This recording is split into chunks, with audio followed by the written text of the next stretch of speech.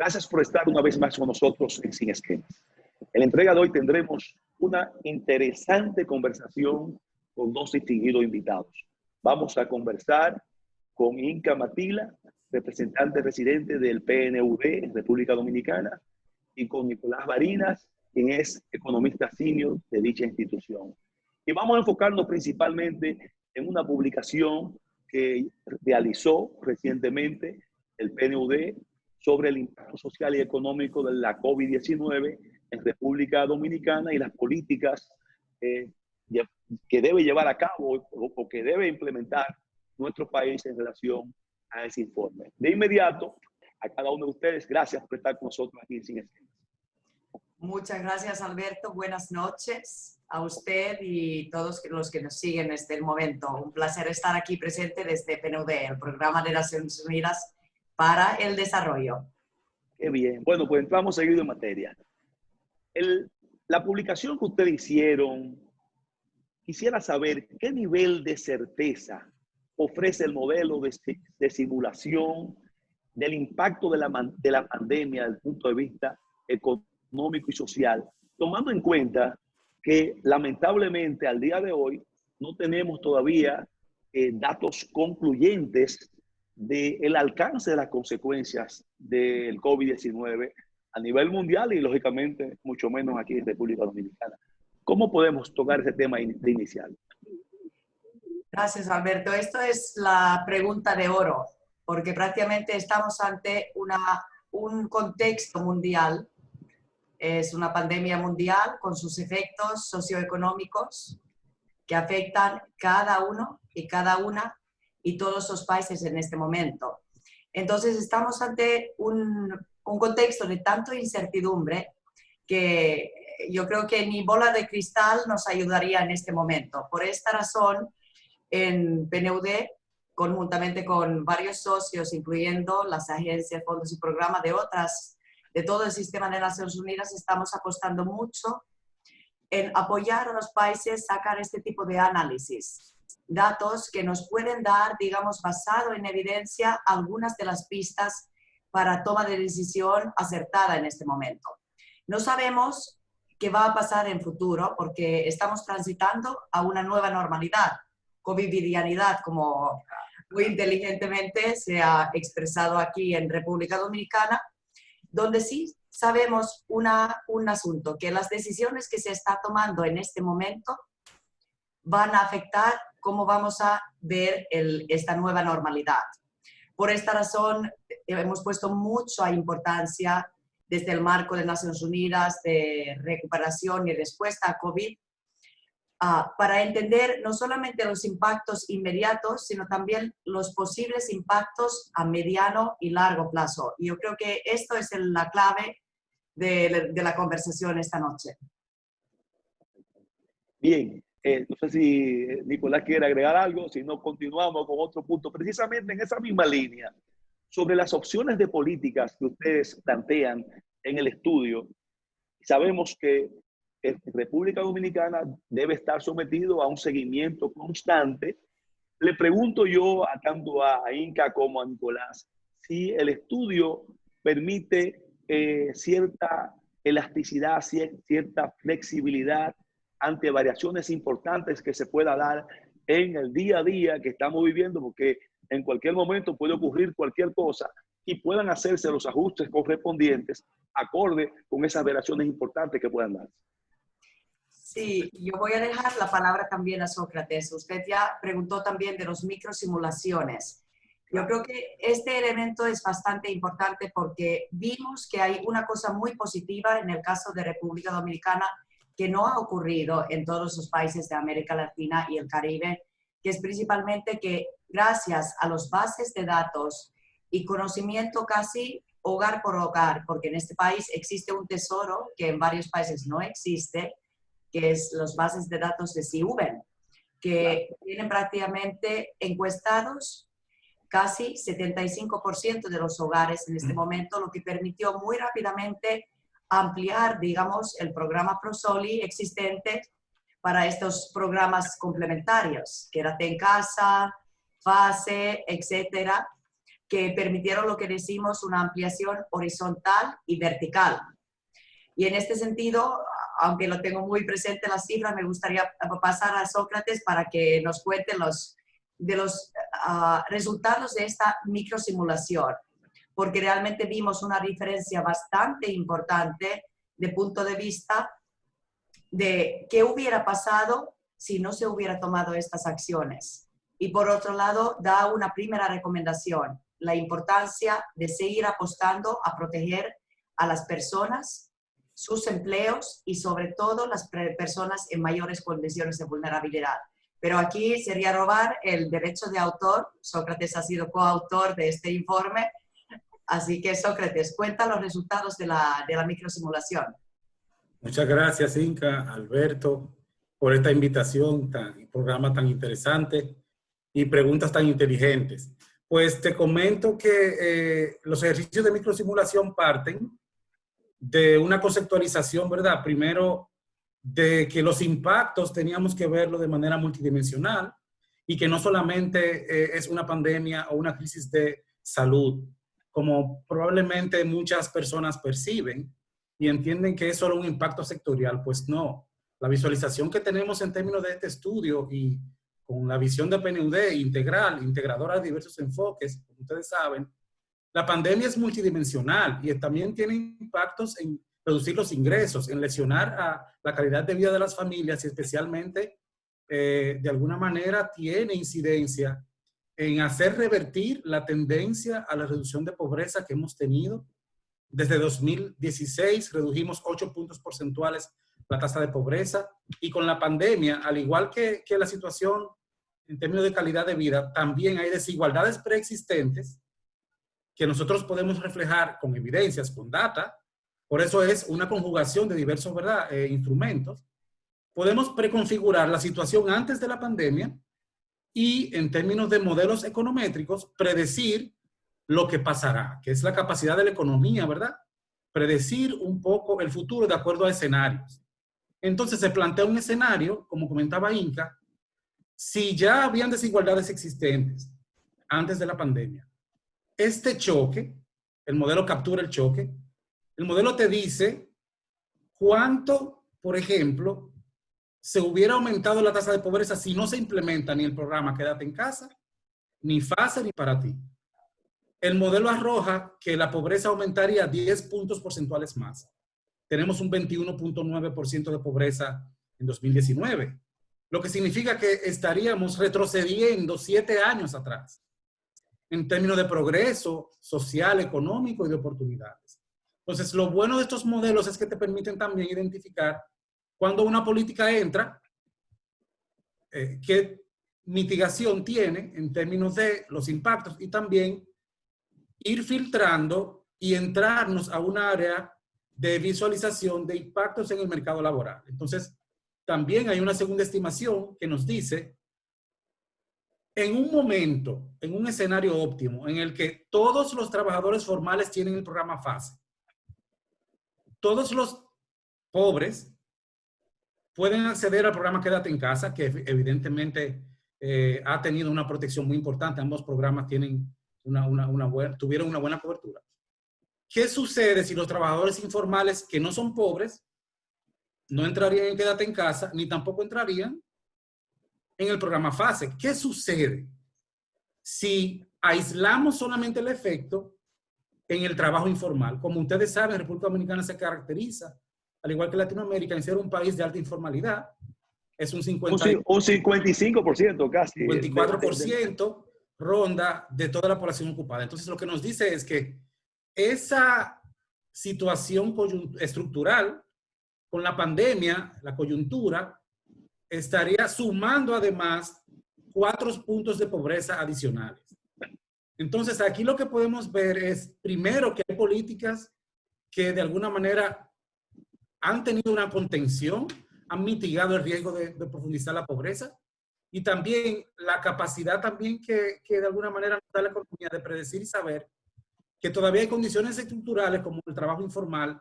Como todos sabemos, nuestro sistema de seguridad social sí tiene un régimen contributivo para los formales, un régimen subsidiado para los pobres, pero no tenemos desarrollado ya casi 20 años de la ley, no tenemos desarrollado el contributivo subsidiado, que sería el régimen de los informales. Entonces, ahí podemos ir identificando luces para que la política pública pueda ejercer su rol. Sócrates, en esa línea que tú acabas de señalar, sabemos, Ana Sócrates, Inca, en un país eminentemente con un altísimo componente de informalidad, no pude percibir en el estudio de manera específica medidas puntuales que vayan enfocadas a ese sector de la informalidad, de ese 55%, más bien como tú señalas, por los datos que usted maneja se enfocaron más en la parte donde tienen información, que es la parte de informalidad a través de los distintos organismos que pueden darle seguimiento a la parte formal. ¿Hay alguna parte de esa en la informalidad que el PNUD, Inca y Sócrates tienen como medidas que puedan incluirse como políticas?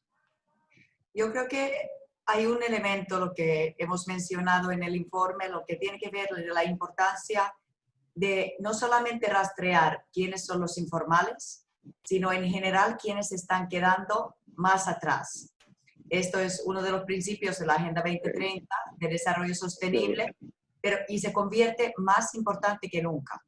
Realmente entender que tenemos que estar utilizando data inteligente, data en tiempo real, otro tipo de medidas, levantar la información para estar rastreando a las personas que están quedando prácticamente sin nada. Yo creo que aquí no solamente asegurar que, digamos, las personas en mayores condiciones de vulnerabilidad, y ojo, no son necesariamente las personas que consideramos en otro contexto los más vulnerables.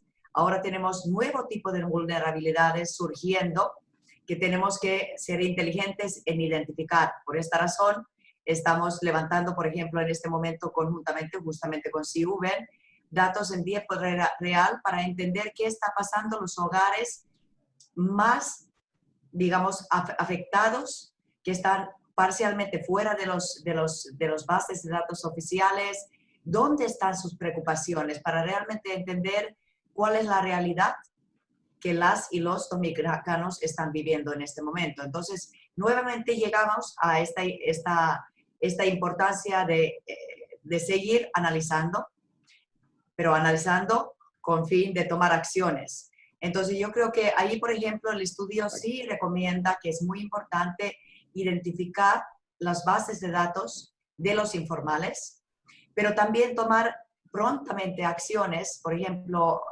en todo el sector de micro, pequeñas y medianas empresas, donde sabemos que la informalidad es elevada, combinada con otro tipo de carencias, que por ejemplo, solo el 15% de las micro, pequeñas y medianas empresas al comienzo de la pandemia tuvieron la posibilidad de acceder a algo que llamamos teletrabajo.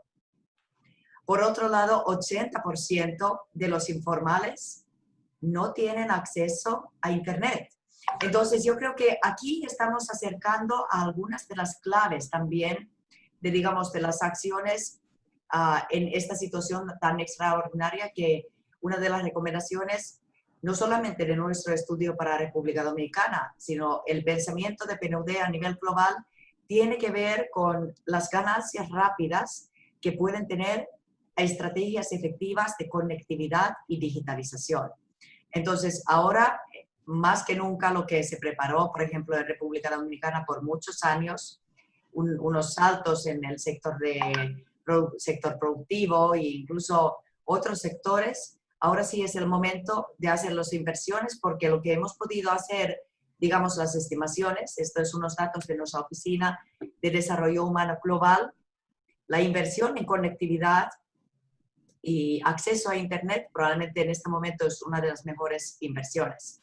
También no solamente para proteger a las personas, sino también hacer los saltos hacia productividad. Nuevamente quiero poner al centro este mensaje, pensar hacia qué tipo de República Dominicana queremos en futuro. Más equitativo, más sostenible, más productivo. Entonces, estas decisiones que se está tomando, si tienen esta visión, probablemente pueden impulsar estas transformaciones que pueden convertir bastante positivos para el país.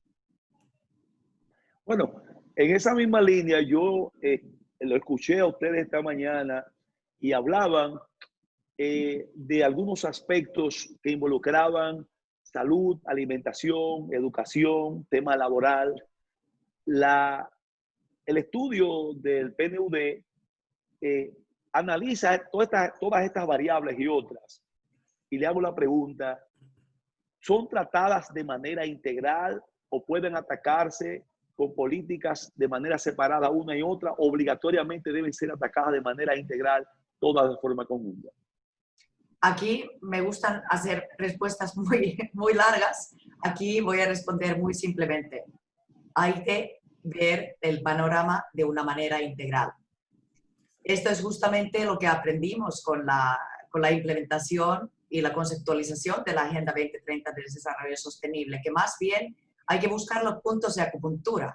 ¿Cuáles son, digamos, los aceleradores en este momento de respuesta y recuperación? Claramente tenemos que poner la vida en el primer plano, que es salvar salud primero. Pero a la vez tenemos que inteligente ver cuáles son los encadenamientos. Y, por ejemplo, en este momento sabemos que en caso de República Dominicana la actividad económica más afectada claramente es el turismo.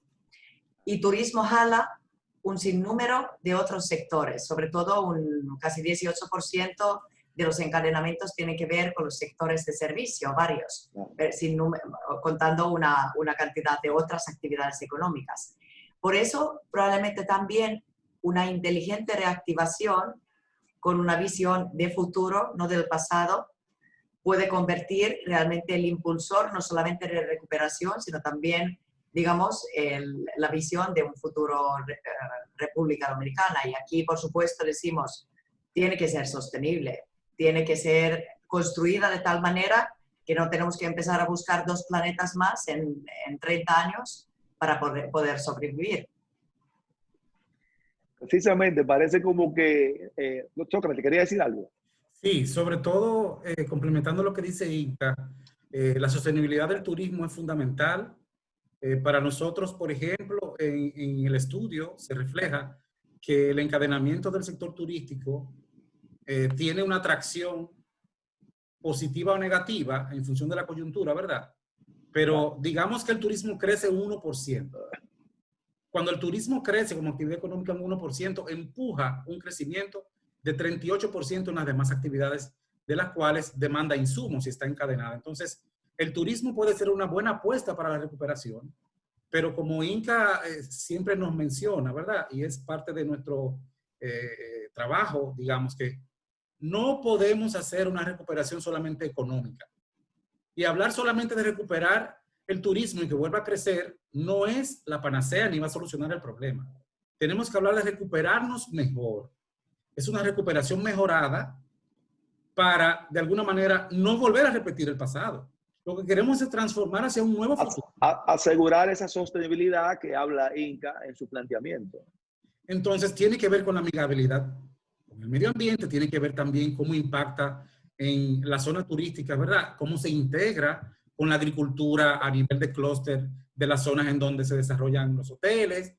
Tiene que traccionar y mejorar el empleo. Nosotros hemos determinado que cada empleo turístico, de manera directa, genera 3 empleos indirectos en las demás actividades económicas. Entonces, es una actividad que de alguna manera tiene que priorizarse en un plan. Pero al mismo tiempo, estamos reflexionando y entendiendo que el mundo ya cambió, Alberto. El flujo turístico sistemáticamente creciente que ha tenido República Dominicana en los últimos 20 años no va a ser el escenario actual ni de futuro. Entonces van a venir probablemente menos turistas porque hay reglamentaciones a nivel del área de la aeronáutica civil, ¿verdad? Y no va a haber esa aglomeración de turistas ni en el vuelo ni tampoco en el entorno de los hoteles. Entonces, si no podemos impactar el flujo turístico y van a llegar menos turistas y van a tener una estadía promedio de 7 días, como es el promedio que en general tenemos en el país, tenemos que impactar en mejorar el gasto turístico para poder generar los mismos ingresos o ingresos más altos que en el pasado. ¿Y qué significa eso?